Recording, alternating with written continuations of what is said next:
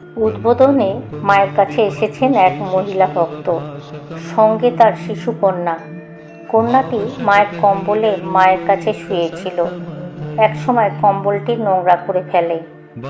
মহিলা ভক্ত স্বভাবতই অত্যন্ত অপ্রস্তুত, কিন্তু মা যে শুধু কিছু মনেই করলেন না তাই নয়, নিজে সেই কম্বল ধুতে নিয়ে চললেন।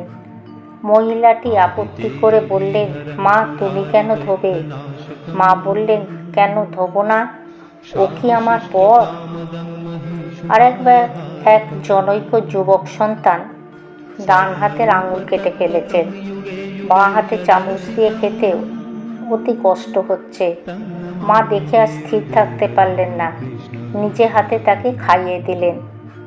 শুধু সেদিনই নয়, যতদিন না তার হাত সম্পূর্ণ সারল, সেই যুবক সন্তানটি প্রতিদিন মায়ের কাছে বসে শিশুর আনন্দে মায়ের হাত থেকে খেতেন।